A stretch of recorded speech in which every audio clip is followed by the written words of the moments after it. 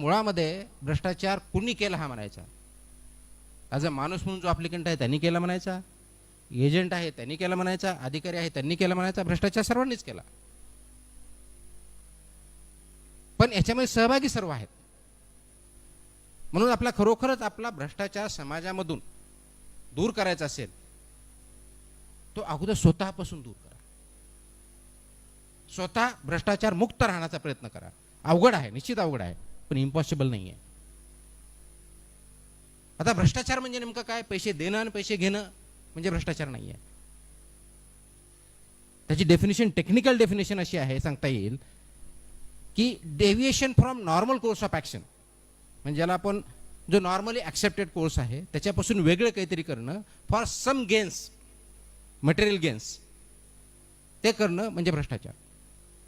म्हणजे कॉलेजमध्ये तुम्ही ॲडमिशन घेतलं, फीस दिली, तुम्हाला 5 लेक्चरर्स आहेत, घरून निघाले, लेक्चरच्या ऐवजी बाहेर गेले, भ्रष्टाचार. हा विचार केलाय कधी? नाही. मला वाटलं कोण लेक्चर चांगलाच नाही आहे, मला नाही जाऊ वाटलं, मी नाही जाणार. याला काय म्हणणार? मग लेक्चर चांगलं जर नाही आहे तर मॅनेजमेंट बोला की मला लेक्चरशिप जे टीचिंग करतायत ते योग्य प्रकारे शिकवत नाही, ते वेळेवर येत नाहीत, त्यांनी हे टॉपिक कव्हर केले नाहीत किंवा याच्यावरती डिस्कशन केलं नाही, तिथं नाही डिबेट करणार, पण त्याच्यावरती कमेंट मात्र आपण करणार. घरी सांगितलं मी अभ्यास करतो लायब्ररीत, दुसरीकडे गप्पा मारत बसले, भ्रष्टाचार. आणि आपण त्याच्याकडे भ्रष्टाचार म्हणून बघतो का? म्हणूनच सांगतोय की आपण रिफॉर्मची सुरुवात आपल्या विचारापासून आणि आपल्या कृतीपासून केली पाहिजे. कारण समाज जो पण सुधारणार नाही तोपर्यंत समाजातले विभिन्न अंग, विभिन्न संस्था ह्या सुधारणार नाहीत. काय समाज म्हणजे काय? समाज म्हणजे तुम्ही, आम्ही आणि संस्था, याच्या व्यतिरिक्त काहीच नाही. जसं अरिस्टॉटल म्हणतात की human being is a social animal, म्हणजे माणूस हा सामाजिक प्राणी आहे. सामाजिक काय? कारण बाकीच्या प्राण्यांना बघितलं तर जो ब्रेन आहे तो तशा प्रकारचा नाही, आपला ब्रेन त्याप्रमाणे काम करतो. आणि याचं ज्वलंत उदाहरण मध्ये आपल्या ज्यावेळेस कोविड आला त्यावेळेस फक्त शासनाने आपल्याला एवढं सांगितलं होतं की क्वारंटाईन करा, घराच्या बाहेर जाऊ नका. तर घराच्या बाहेर न येऊ देण्यासाठी खूप मोठ्या प्रमाणात शासनाला कष्ट करावं लागत होते की उघडा. म्हणजे लिबर्टी काय असतं, समाजविमुख प्राणी म्हणजे काय असतं हे त्या काळात आपल्याला कळलं. मग त्याच समाजाच्या बाबतीत ज्यावेळेस आपण नॉर्मल झालंय की आपण एकमेकांशी बोलू शकतो, वागू शकतो, इंटरॅक्ट करू शकतो, हे ज्यावेळेस येतो, समाजाच्या बाबतीतले प्रश्न ज्यावेळेस येतात त्यावेळेस मात्र आपण त्याच्यामध्ये सहभागी होतो का? नाही. जसे विचार करा की तुम्ही एक बॉडी आहात, तुमचा हा हात आहे, हात तुमच्या बॉडीपासून जर तोडला तर हाताचा उपयोग राहणार आहे का? नाही राहणार आहे. त्याला आपण काय म्हणा? Handicap, right? समाज आज हँडिकॅप झालेला आहे कारण आपण मनुष्य प्राणी त्या समाजापासून दूर गेलेलो आहोत, म्हणजेच आपण त्या समाजाला हँडिकॅप करत आहोत. मग हे समाजाला हँडिकॅप जे करतोय ते होऊ द्यायचं नसेल तर ते आपल्या विचारातून आणि कृतीतून एक्सप्रेस झालं पाहिजे. आता तुम्ही म्हणा आम्ही समाजाचं काय करू शकतो? समाजामध्ये अनेक प्रश्न आहेत. आपण नगर जिल्ह्यातल्या वेगळ्या ठिकाणचे असाल किंवा बाकीच्या जिल्ह्यातले असाल, मोस्टली आपण शेतकरी कुटुंबातून बऱ्यापैकी आलेला असाल किंवा शहरामध्ये असेल तर कोण नोकरदाराची मुलं असाल. आर्थिक प्रश्न आहेत, सामाजिक प्रश्न आहेत, पोल्युशन आहे, शेतकऱ्यांचे विवंचन आहेत. तर त्यासाठी मी काय करू शकतो? तर ही जी तुमची युवा शक्ती आहे, ही जे पॉवर आहे, ही पॉवर त्याला चेंज करू शकते. ती करण्याची शक्ती आपल्यात आहे. ती शक्ती आयडेंटिफाय करावी लागेल, अगोदर ती ओळखावी लागेल, ती काय ती बघावी लागेल. आपण आताच बांगलादेशचं उदाहरण बघितलं. साधं गणित होतं की त्यांच्या दृष्टिकोनातून ज्यावेळेस बांगलादेश निर्माण झाला त्यावेळेस जे रिझर्वेशन होतं ते रिझर्वेशन काढून टाका ही त्यांची मागणी होती.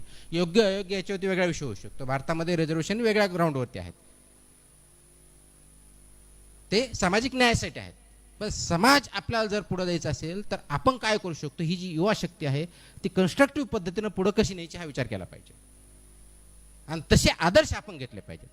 महाराष्ट्रात खूप मोठ्या प्रमाणात असे आदर्श आहेत, पण त्याच्याबद्दल आपण विचारमंथन करतोय का, त्या विचाराने चालतोय का, हा खूप मोठा प्रश्न.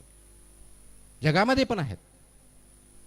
म्हणजे इलॉन मस्क का माणूस आपण 20 वर्षापूर्वी सर्वसाधारणपणे जर विचार केला असता की आपण हव्यात उडणाऱ्या गाड्या बघितल्या असत्या का, हा विचार केला असता मूर्ख समजला असता. किंवा अगदी 2000 पर्यंत मोबाईल नव्हता, त्यावेळेस कम्युनिकेशन कसं व्हायचं, कदाचित त्यावेळेस तुम्ही जन्मलेला नसताल, काही लोक जन्मले असेल. 1980 1990च्या काळातल्या गोष्टी बघा. मीन्स ऑफ कम्युनिकेशन वेगळे होते. टेलिफोन लावण्यासाठी 4 5 वर्ष ॲप्लिकेशन देऊन वाट बघावं लागायची. आता 5 तासात नाही आला तर तुम्ही दुसऱ्या लगेच कंपनीचं घेऊ शकता. हा फरक झालेला आहे. हे सुद्धा फलित ह्याच भारत सरकारने, ह्याच टेक्नॉलॉजीने, ह्याच महाराष्ट्र सरकारने दिलेला आहे. पण त्याचा वापर किती, दुरुपयोग किती, हा महत्त्वाचा मुद्दा आहे.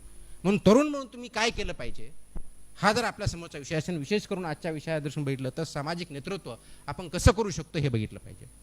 आपल्या घरापासून सुरुवात करा, आपल्या गावापासून सुरुवात करा, आपल्या मोहल्ल्यापासून सुरुवात करा, शहरापासून सुरुवात करा. छोटे छोटे प्रॉब्लेम असतील आपल्या आजूबाजूला, कदाचित वृद्ध मंडळी असेल, त्यांना मदत करण्यासाठी आपण काय करू शकतो. सॅनिटेशन सारख्या गोष्टी असतील, आरोग्याच्या गोष्टी असतील. आरोग्य संस्था आहे पण तिथं व्यवस्थित सेवा भेटत नाहीत, त्यासाठी आपल्याकडे मेन्स आहेत, कंप्लेंट करू शकतो, त्याच्यावरती विचार करू शकतो, गावात लोकांना एकत्र आणू शकतो, डॉक्टरला तिथं हजर आहे की नाही बघू शकतो. छोटासा विषय पण इम्पॅक्ट खूप आहे. पण विद्यार्थी म्हणून करू शकता. आणि विद्यार्थी दशेतून जसं आपण पुढे वेगवेगळ्या दशेत जाऊ, ज्या ज्या ठिकाणी आपण काम करू त्या त्या ठिकाणी आपलं कॉन्ट्रीब्युशन किती पॉझिटिव्ह आहे आणि त्याचा सामाजिक परिणाम किती आहे याचा विचार करा.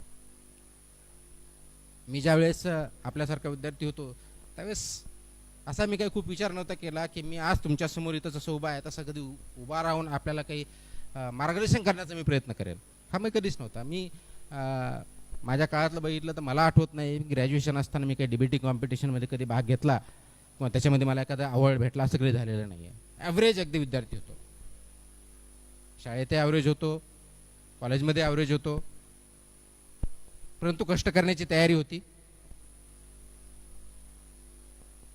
परंतु बरेच जण मला सांगताना की तुम्ही छोट्याशा खेड्यातून आला, शेतकऱ्याचा मुलगा आहे, शेतकऱ्याचा मुलगा कलेक्टर झाला म्हणून तुमच्यासारखं व्हायचं आहे.